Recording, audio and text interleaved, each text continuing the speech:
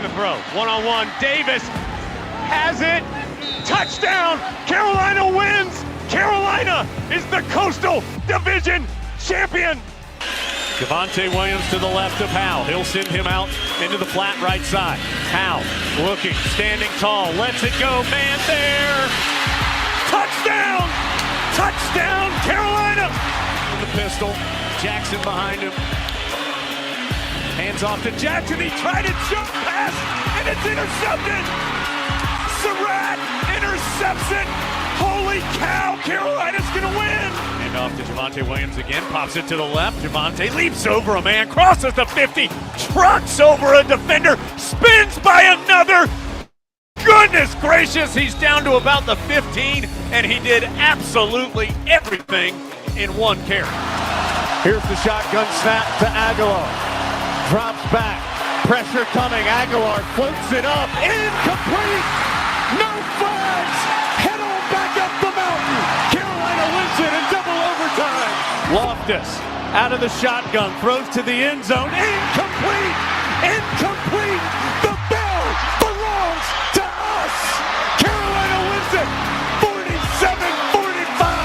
47-45 in double overtime! Bernard fields it at the 26. Heading to the far side. Gio at the 35. Gio, he's at the 50. No, he's not. Yes, he is. Gio is going to take it for a touchdown. Are you kidding me?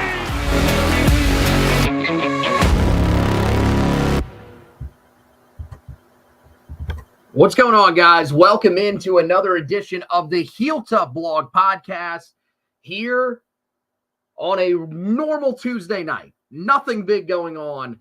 But no, we want to distract you guys just a little bit from what's going on. I know some people get really into election coverage. Other people may want a little bit of a distraction from it. And so tonight feels like the perfect night to talk a little bit about Tar Heel football as they get their second straight win. Carolina now 5-4 on the season and closing in on making it back to a sixth straight bowl game. And you go back to this game, and you know this was one that I going in. I mean, you could tell by our predictions, we felt confident that Carolina could win, but I don't think we thought that Carolina was in for another dominant performance. Florida State has always been a thorn in the side of Carolina. It's always been a thorn in the side of Mac Brown, and yet Carolina comes out and dominates Florida State 35-11, did exactly what they needed to do. I saw multiple people that were telling me after the win,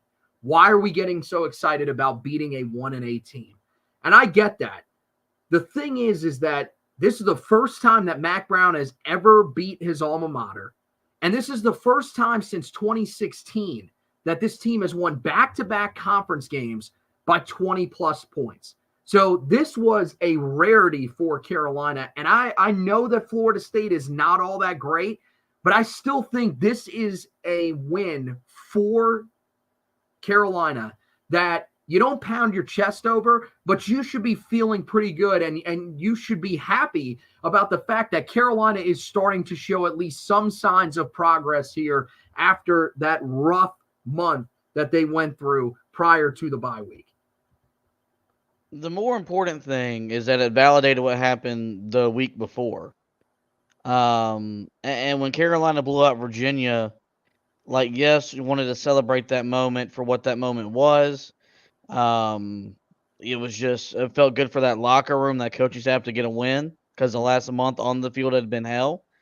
The last 2 weeks off the field had been hell.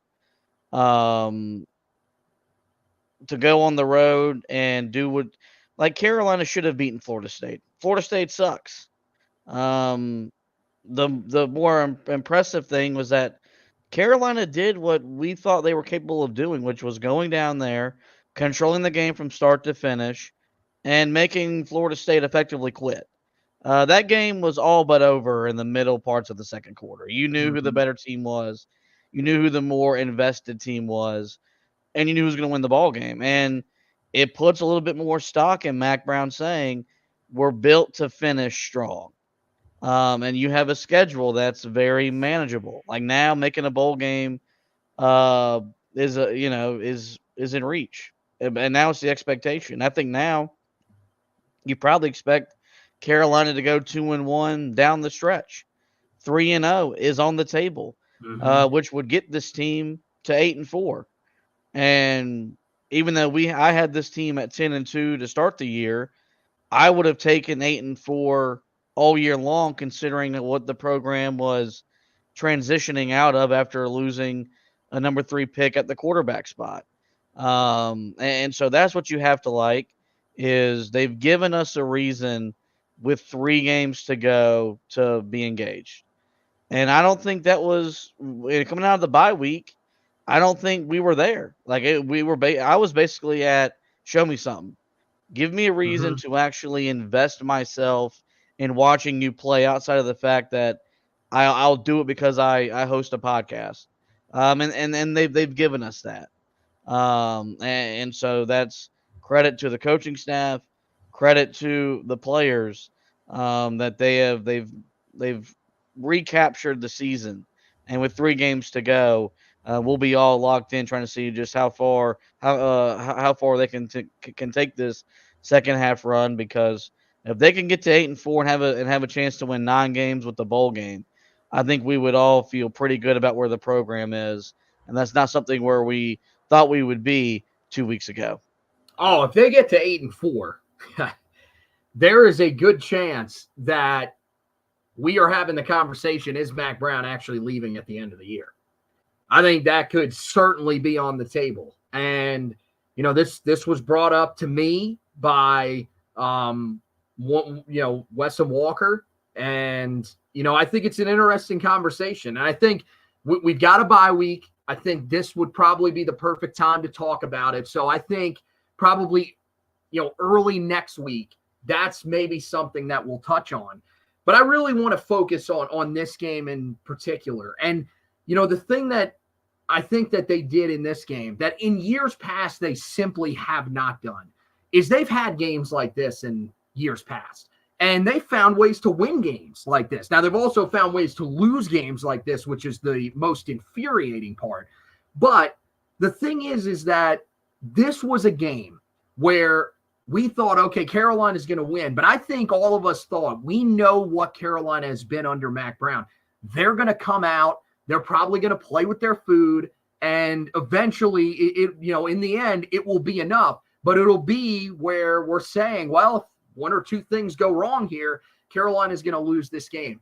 There was really no moment. I mean, when Florida State drove down the field, when they had the drive where the Carolina blows, one coverage for the touchdown and then allows another big play earlier in the drive to Malik Benson, that was the only moment where it was like, oh, okay, because they, drive down, score the touchdown, and then go for 2. It's 21-11, and it's like, oh boy, here we go. This could be one of those games where Carolina should not be in a close game, but they are. But Carolina immediately came out, reasserted itself, took the lead, extended it out to 17 again. And I think that was really a great sign. Now, how did they do that? Well, they leaned on their running back. And this should not come as a shock. And so some people might be like, well, why are you really focusing so much on Omarion?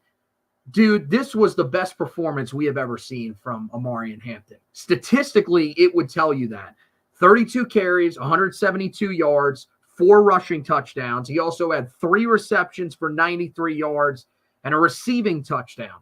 But those are career highs in both scrimmage yards and touchdowns in a game. The last time a Tar Heel player had 5 touchdowns in a game, non-quarterback, was Kelvin Bryant back in 1981. So, and you look, Carolina's had some really good running backs since then. The fact that Hampton is the first since Kelvin Bryant to do that, it just shows you how dominant of a performance this was. And I mean, you look at this is, we thought there would be moments where Carolina would have to lean on him. And this was one of the games where we felt like, yes, you need to lean on him because this is a run defense for Florida State that is struggling. But I don't know if we saw this type of performance coming from him, even against Florida State. And a lot of the credit has to go to him, and some of the credit has to go to that offensive line. The way those two have been working together in the last couple of weeks has been huge for Carolina. Yeah, Omarion Hampton was going into the game the best player on the field, and he looked every bit the part on Saturday, putting together his most dominant individual performance and one of the best performances we've ever seen from a Carolina running back and an ACC running back. And so, I think the first thing you really got to do is credit the game plan, because I think in years past this could have been a spot where Carolina gets cute, where Carolina kind of overthinks it, as opposed to just giving the ball to their best player and letting their best player do what he's capable of doing. What the offensive line has done shouldn't be a surprise, because the strength of this team has been run blocking. And when they've committed to running the football, they've been able to wear down opponents up front. And they've been able to open up holes that have allowed for Omarion Hampton to run wild and free, in every game this year.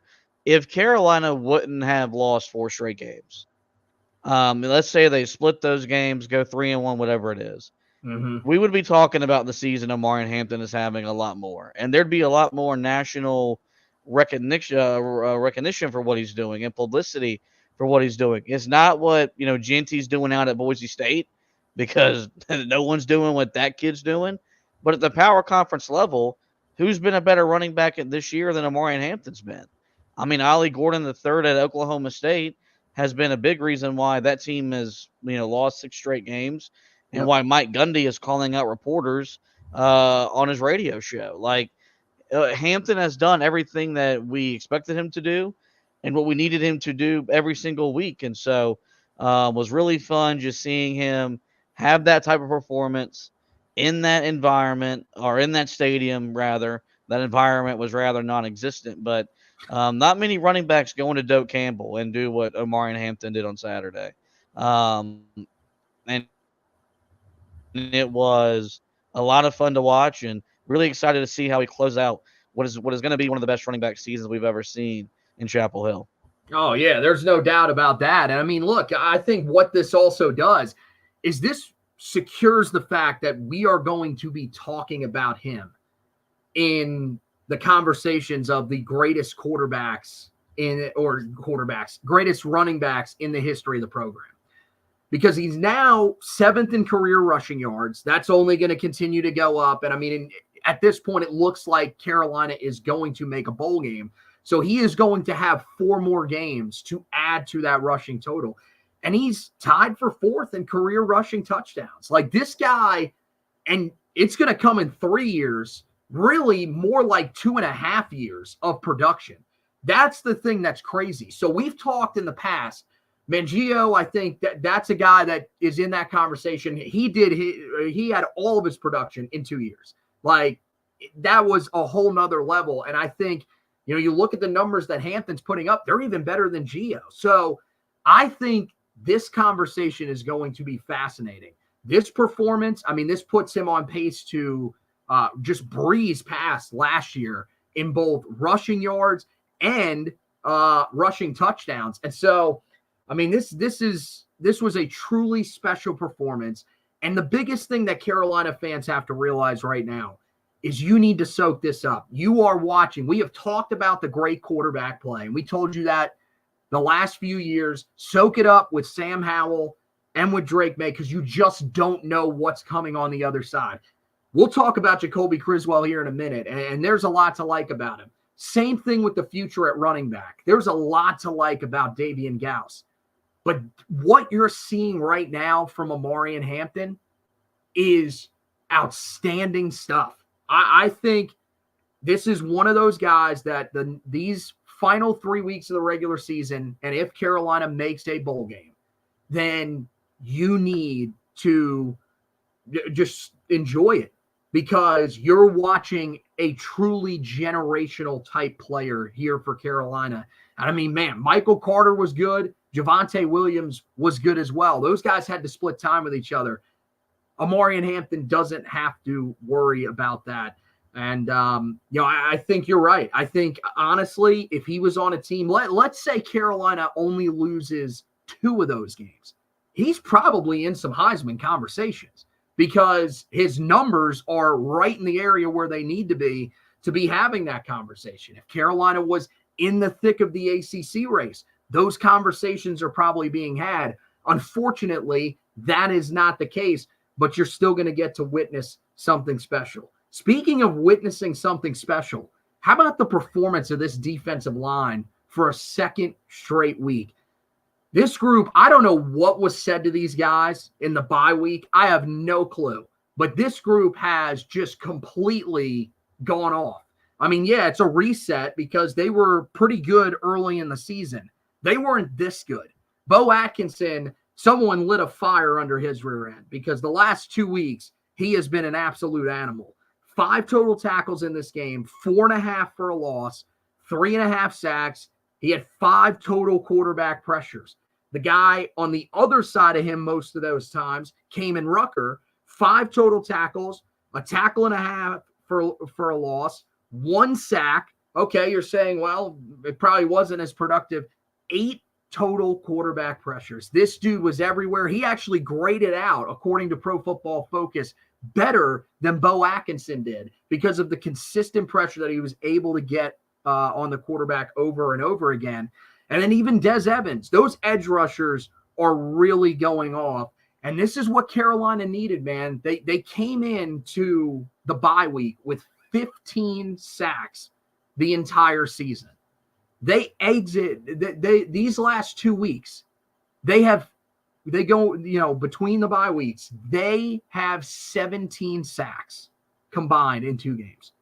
This group has just gone crazy, and I think credit has to be given to Jeff Collins. Credit has to be given to the players, but also credit has to be given to a guy in Ted Monachino for rallying the troops, something that we never really saw when Tim Cross was here.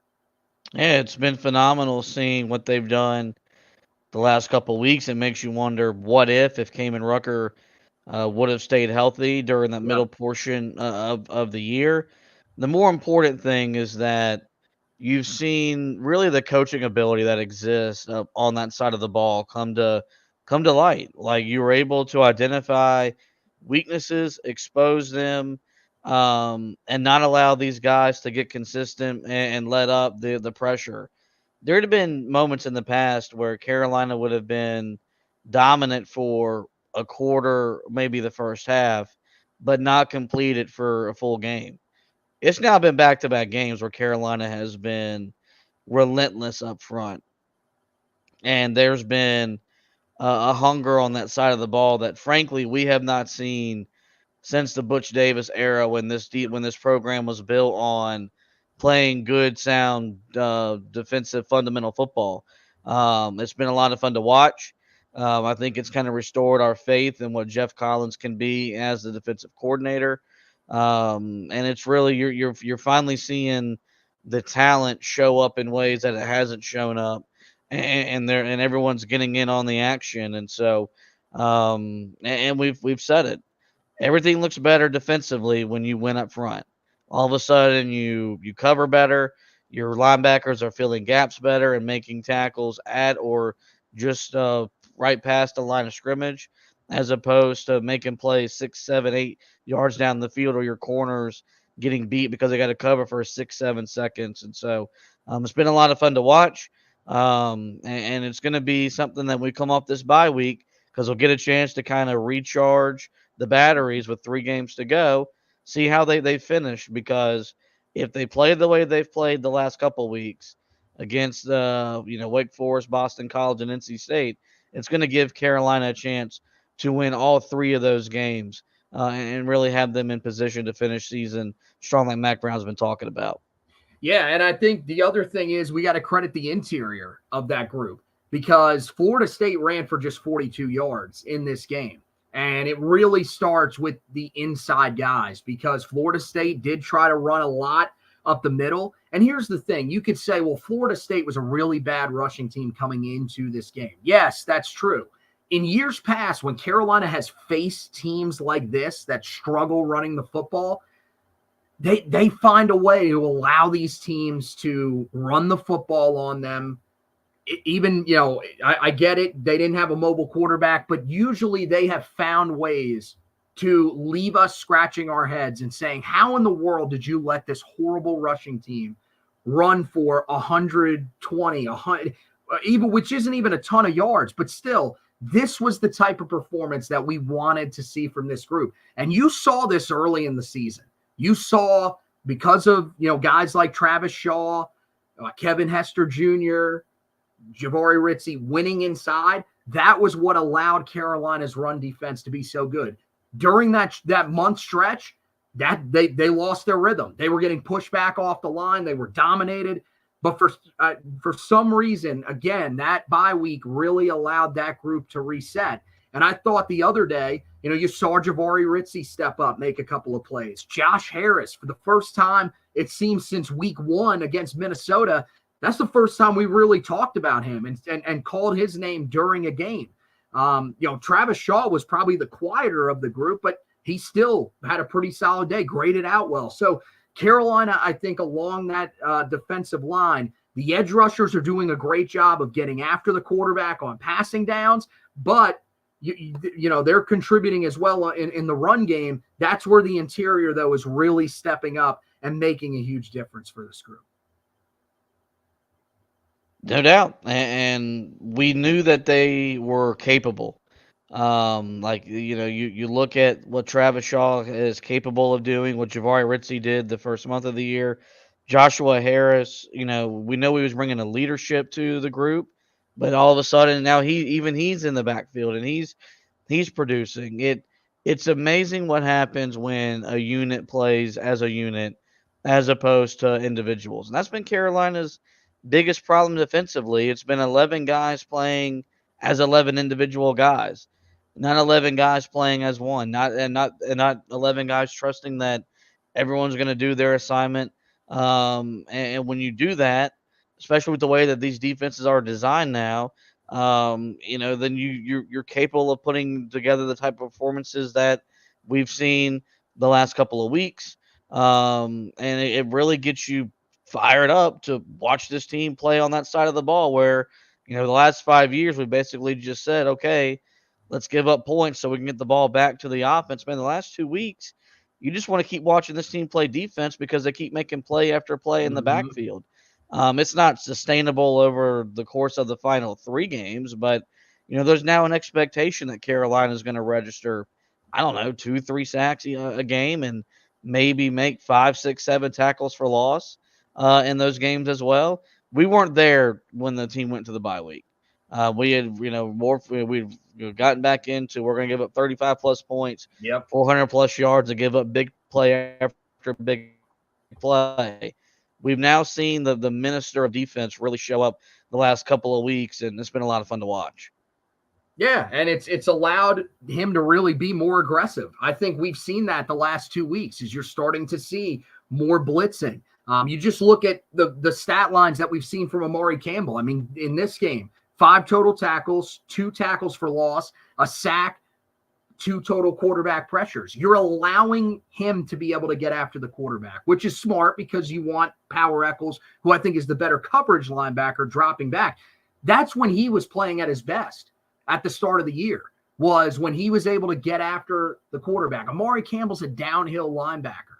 We've known that since he came out of the high school ranks. And now you're starting to play to his strengths. And you look at the way that both him and Power Echols have played in the last 2 weeks in the run game, when they've had more help, when you've got guys getting hands on running backs, even if they're not bringing them down, they're getting first contact. And then all the linebackers have to do is fill the right gaps and make plays. It makes such a huge difference because we've talked about it for the last few years under Mac Brown. You put so much responsibility on these linebackers. And eventually, you had a guy in Cedric Gray who can handle it so well. Same thing with Chaz Surratt. Eventually, you were going to get to a point where this group would break a little bit. And you saw it in that 4-game losing streak where these guys were just out of position. They're guessing. They're trying to make the play, the superstar play, because the guys in front of them aren't doing their jobs. This looks like a much more sound group, and I think the bye week came at the perfect time because it allowed these guys to refocus on what they are supposed to be doing, what your job is, where you're supposed to be, and it's shown up these last 2 weeks. Now, the one area that I'm still concerned with on this defense is the secondary. And look, they gave up 8 completions in this game. So maybe this is panic. Maybe this is me just wanting, nitpicking certain stuff. But you did allow 4 explosive plays in the game, and 3 of them were against the secondary. Elijah Huzzy, he was targeted 5 times. Only 2 of them were caught, but they were for 83 yards. Both of them were big plays. Caleb Cost gets beat down the field on the touchdown. Ja'Kai Douglas, their best receiver, he just loses them. And we've seen that multiple times this year where it's happened to him. Outside of that, pretty solid day for him. But that's something that's been an issue for him this entire season. Jakeen Harris comes back, not really all that effective helping, out throughout the day. Just 1 total tackle, misses a tackle, one of the few guys that did. But most importantly, drops an interception that would have been huge for Carolina, could have gotten them off to even a faster start, would have been a pick 6. And here's my thing. When you look at it, it's not really the worst thing to have this happen against a team like Florida State that's struggling. But the thing that concerns me is that this secondary against better passing quarterbacks will, potentially get carved up a little bit again moving forward if this defensive line is not able to get nearly as much pressure on the quarterback. And the bigger concern is that those explosive plays, that dropped interception, that could be the difference in a game down the stretch against a better, a good offense in Wake Forest that's really found their footing as the year's gone along. And another really good offense, at least it's starting to look like it, in NC State. That's where I think Carolina's got to clean some of those things up, and maybe that's what this bye week is focused on. Yeah, it's hard for me, like, outside of the picks, the dropped interception, everything that happened was after the game was already out of hand and it was decided. And the Florida State's still going to make plays. Like, they're not devoid of talent. And you got a 28-3. How aggressive is Carolina being in those situations? Like, if it's 28-23 and that happens, okay, different story. But the game was already decided. Well, no, it was 21-3 at that point. That was the drive that cut it to 10. Yeah, the game was still over. Like, Florida State wasn't coming back from 18. So it's probably more nitpicky than anything, just because of the opponent and the record. It's going to happen. You're going to give up plays sometimes. If Carolina still consistently puts pressure on the quarterback the way they've had the last 2 games over the course of the final 3 games, I don't think that the secondary will look the way that it looked the first month and a half, 2 months of the year. Well, we're going to find out. But, Carolina, after Minnesota, didn't really pressure the quarterback until the Virginia game. And if what we saw against Virginia and Florida State carries over, I don't think Carolina is going to play a quarterback that can torch them the way that they got torched when they were playing. It was Malik Murphy, who's an inconsistent, but when he hits is a big play quarterback. Pittsburgh was undefeated going in the last week, so it's something that we can monitor. But I think if you're complaining about what they did on Saturday, you're nitpicking more than anything in a game that Carolina won and controlled by 24 points. Yeah, and I mean, look, the one solution with Jakeen Harris, I think that Will Hardy should play more. And I've been saying that for a while. And I think, again, he showed that on Saturday, that he should be the guy that should be out there the majority of the time. 3 total tackles in the game, thrown out 1 time, and that play was an interception. So he's starting to show you that he is progressing. He's been dealing, end of last year, he was dealing with injuries. Early on this year, just wasn't playing a whole lot. I think now the more that he starts to play, the better chance of success he's going to have. So I think with him, that's an easy solution for me. Caleb Cost, I think, that's one that you're kind of just living with right now because he's such a hit and miss type player. It's honestly very similar to what we've seen at times with Marcus Allen. I mean, credit to Marcus Allen, really good game on Saturday. Was targeted just 2 times. Only one of them was caught, and it was for 4 yards. And Elijah Huzzie, I mean, that one, I'm not really panicked about Elijah Huzzie. I'm more worried about Carolina's reluctance to use Hardy at safety and Caleb Koss being a guy that early in the season was getting beat routinely. But, yeah, we'll see. And that's the thing. When you have wins like this, there are small things that you might be able to nitpick, but there's not many of them. One other one really quickly that you might be able to nitpick. This is one for me that's probably a little bit more concerning because it's happened the last 2 weeks while Carolina has been shining. Noah Burnett's missed 2 field goals, and you've seen it as the season's gone along that his kicks haven't been nearly as crisp as they once were. This could be attributed. Remember, he did miss a game with an injury, but he's missed field goals now in back-to-back weeks. He has 4 misses so far this year. And again, Carolina could be in some closer games with the offenses that they're going to have to face. I would be stunned if the game against NC State is not close. That team has turned things back in the right direction. It feels like they're going to do what they've done the last few years, which is finish strong as well. And Carolina could be doing the same thing. So that could be a big clash at the end of the season between 2 teams that feel really good about where they are heading in. It could come down to a field goal. And the way that Burnett's struggling right now, I don't know. To me, I'm a little bit concerned. I would say mildly concerned with that. Where do you sit on the kicker situation right now? Yeah, I mean, I think your trust is a little uneven, which is not where you thought you'd be after the kick he made, week 1 to help you win that game at Minnesota. It's also just another example of hashtag college kickers because there's not a unit in college sports I think we trust less than the kicking position. And that's even with how good college kicking has gotten, where you've now got kickers in college that are making 50+ yard field goals on a near about weekly basis. And so the hope is that Carolina isn't in that situation where you got to count on him, but history would suggest that's not going to be the case.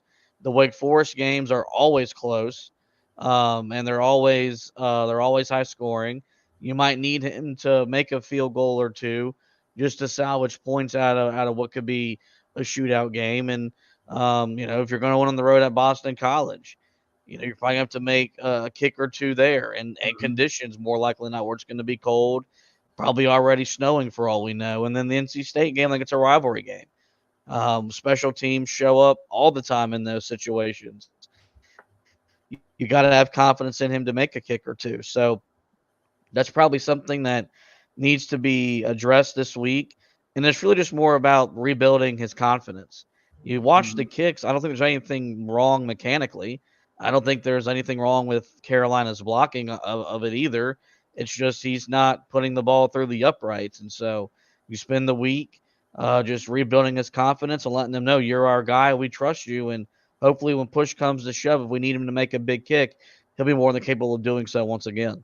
Yeah, that's the biggest thing, man, is kicking is all about confidence. That is more than any position on the field. That one comes down to how confident these guys are because they're not playing the amount of snaps that everybody else is.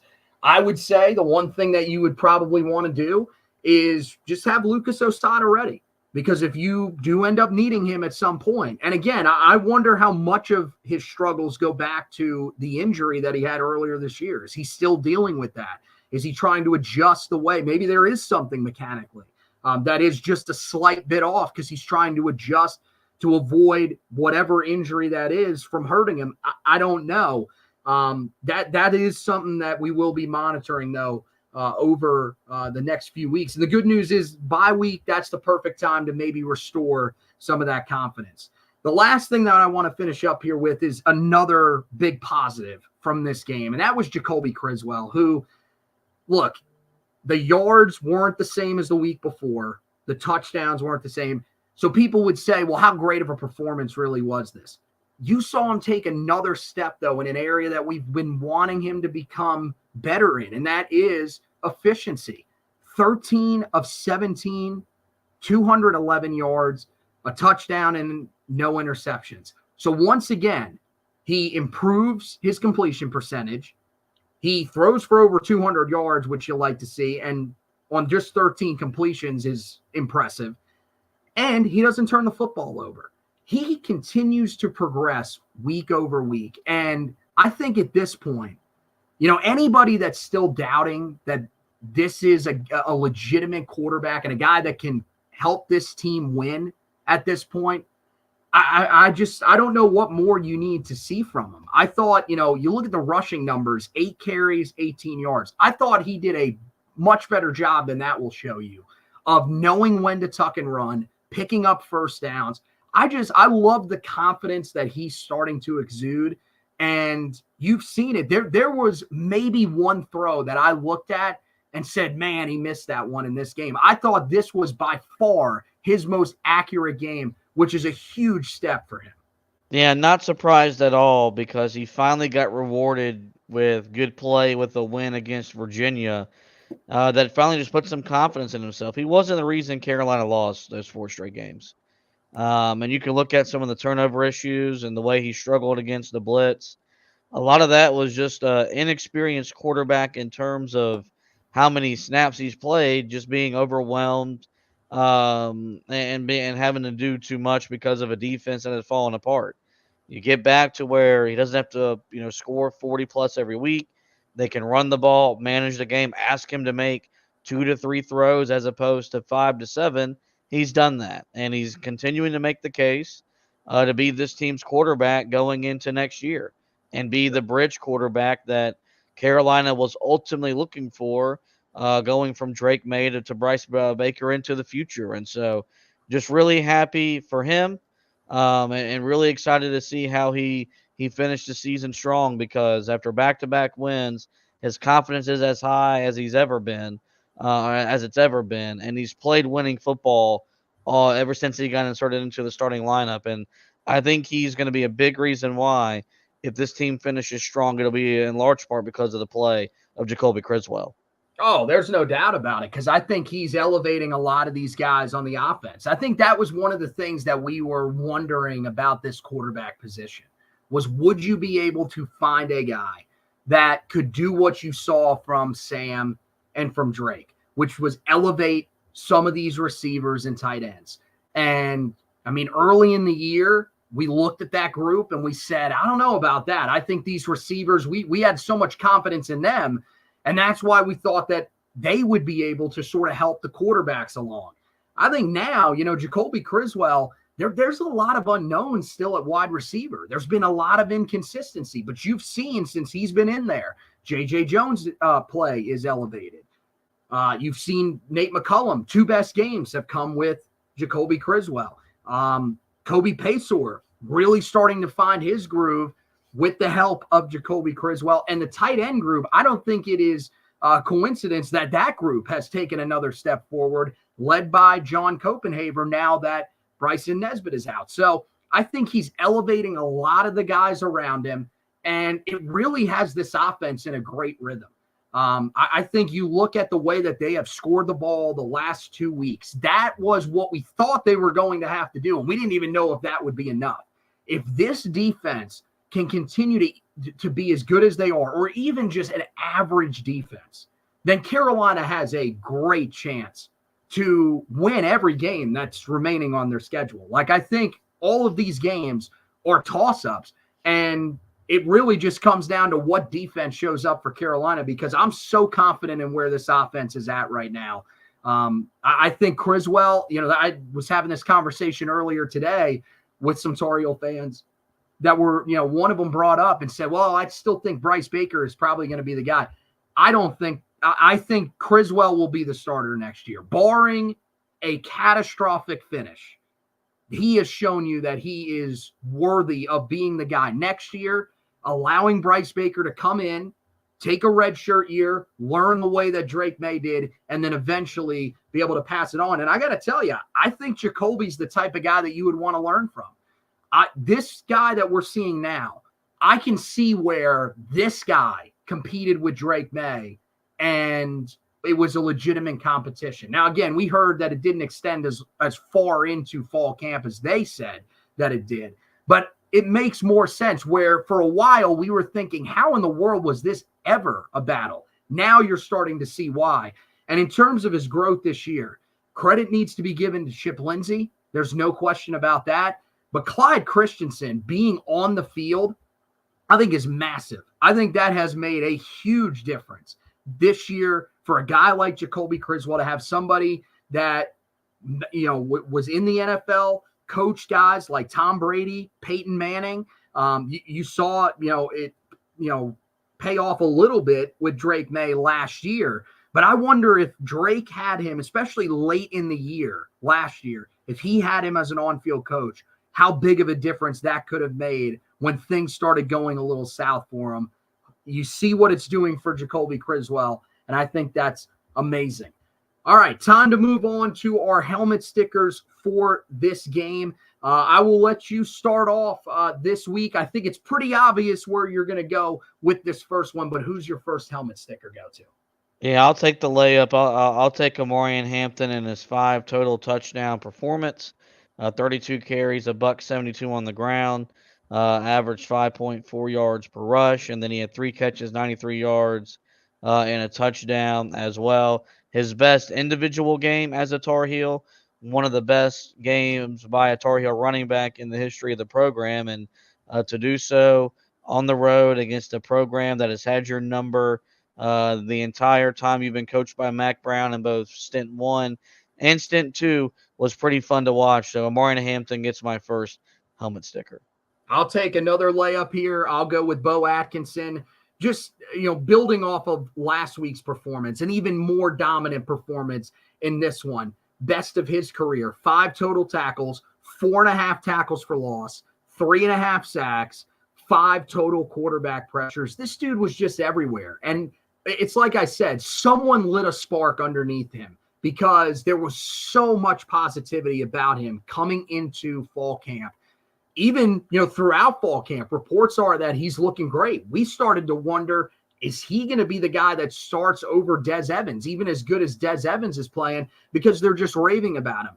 He has really taken a step these last 2 weeks after a quiet start to the year. And what it's done is it's allowed Carolina to actually use a package where all 3 of the edge rushers are on the field, because you see the tenacity that he plays with, and he's able to make it work on the interior. Des Evans, they put him on the interior at times because of his length. That has been huge for Carolina. So, yeah, helmet sticker to Bo Atkinson, another tremendous performance.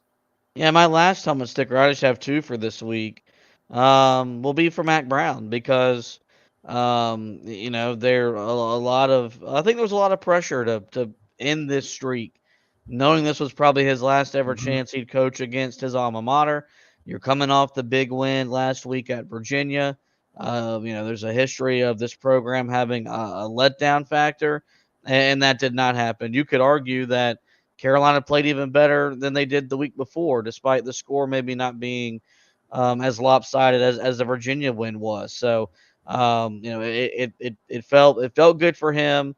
We talked about it, in the post game, that it finally felt good to beat a place that means so much to him. And it was happy for him because I would have hated for him to go into retirement and never having beaten Florida State. And had he lost to him this year, it would have been really damning because it would have effectively maybe saved Mike Norvell's job 2 times in a 4-year span. So I'll give Mac Brown my second and last helmet sticker for the Florida State win. All right, I'll hand out 2 more here really quickly. Kamen Rucker, I think, has to be up there. 5 total tackles, a tackle and a half for loss, 1 sack, 8 total quarterback pressures. And you've just seen the effect that he's had on this defense as a whole, but especially this defensive line, just being able to consistently get pressure over and over again. And with that sack, he moves to 6th in career sacks in program history. So he is putting together a really strong career that we probably haven't talked about nearly enough. And the impact that he's having on this year's defense, it's going to be felt, especially if Carolina can continue to build on that here in the final 3 weeks of the regular season. The last one that I'll hand out will be Jacoby Criswell, because as I said, his most efficient outing to this point, 13 of 17, 211 yards, a touchdown, and most importantly, no turnovers, no interceptions, no fumbles, which both have been an issue for him at times this year. Carolina's offense has taken another step in these last couple of weeks. And yeah, having Omarion Hampton do what he does is very helpful, but we've seen that even early in the year when Carolina was going through the struggles that they were at quarterback, Hampton was still getting his. It didn't mean that the offense was efficient. Now that you've got a quarterback that can make just about every throw and feels confident in himself, now you're seeing this offense move up and down the field at a consistent rate, and it's what Carolina needs, because you just never know with a Tar Heel defense when it's going to go back to being what we've seen for the majority of the time since Butch Davis was on campus. Now, the last question that we'll ask, and this one is one that I think a lot of people probably thought about almost immediately after the game. Carolina's now 5-4. The momentum is building. And now you're going into another bye week. So how do you feel about this bye week? Because I'll tell you, I am a little bit irked about the fact that it comes at this point and that Carolina is finally starting to find their rhythm, and now they have to take another week off. Yeah, I mean, you knew that when the season started. So there's no reason to complain about it. It comes at a time where, yeah, you got 2 wins. You've also got 3 really tough games coming up as well, and you want to be as healthy as you can be to have a chance to compete and win all 3 of those games. And so, it's going to be the staff's job to manage the bye week properly, and keep these kids locked in, focused, and engaged. As a fan, I'm not really too upset about it. There's a pretty big basketball game on Friday night that if Carolina loses, don't know if I'm going to be in the mood to want to watch Carolina athletics on Saturday, if we're just being brutally honest. It's part of it. You knew it going into the year that you had a weird situation where you had 2 bye weeks within a span of a month or so, but that second bye week comes before 2 rival games at home and then a road challenge while you're still trying to get bowl eligible. And so it's one last chance for you to get as healthy as possible, to go all out for those final 3 games. So I think you can look at it as a blessing, as a chance to recharge the batteries for the final third of the year. Because if you come out and struggle with it, all you can use it as an excuse.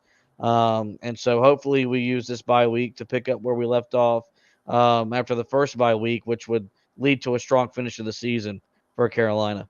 Yeah, I mean, the thing for me is that, it gets you healthy, but this group looks pretty healthy. Now, we don't know. We did not get an injury report this week. There could have been guys that were banged up in this game, and maybe this week is sorely needed. You never really know. I do think one guy that we've seen kind of, throughout the year, he's taken some hits. You see him favoring, his side. Jacoby Criswell has taken some big hits this year, and there's been moments where it's looked like he's been a little uncomfortable, and you kind of wonder. So I do think for a guy like him, maybe that is fighting through something, and there'll be other guys that we'll find out after the year is over. Oh, they were battling this the whole season. They were battling this down the stretch. I mean, remember, we found out, during this past off season, in the middle of the summer, that Bryson Nesbitt had a torn meniscus that he was playing with down the stretch of last season. So you'll find stuff out like that.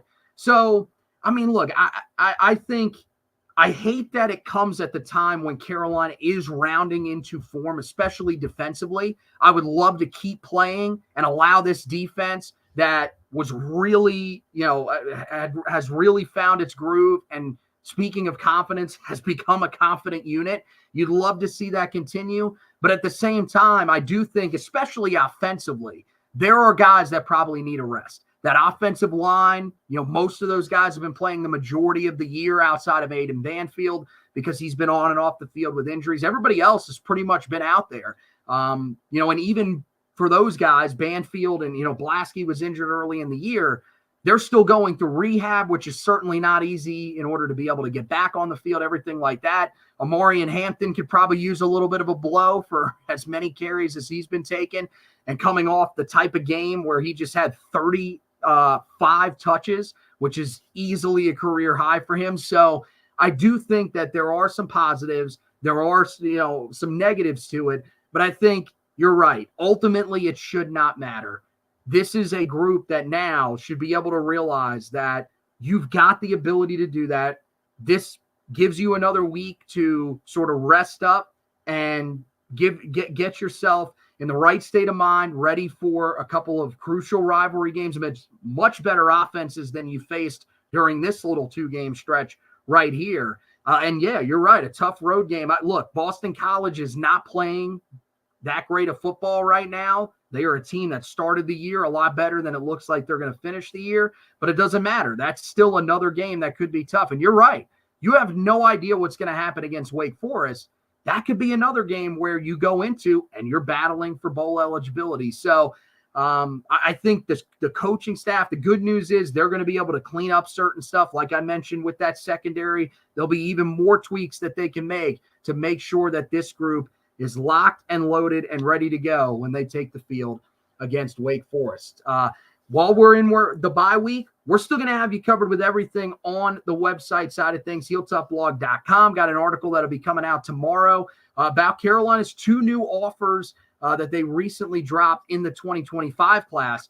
So here's the thing, man. They're losing commitments. There's uncertainty about Mac Brown's future, but this coaching staff is still trying to recruit. And I think that they want to get at least a couple of guys back in this class and put together a solid enough class, even if it's one that just is sort of a placeholder for whoever that next coach is that comes in and takes over. Any other stuff that comes out around the team, injury report will probably be on Monday of next week when Mac Brown speaks to the media. So I'll have you covered on all of that stuff during this bye week. Meanwhile, on the basketball side of things, things are on fire. You had the game against Elon. Carolina comes out, has, some issues that they probably want to get cleaned up before Kansas, but also a lot of positive things. Read the recap of the game against Elon. That's on the website right now.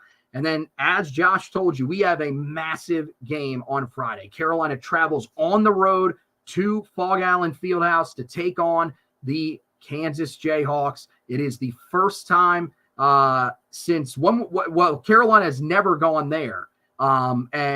It is a massive, massive matchup between 2 of college basketball's blue bloods.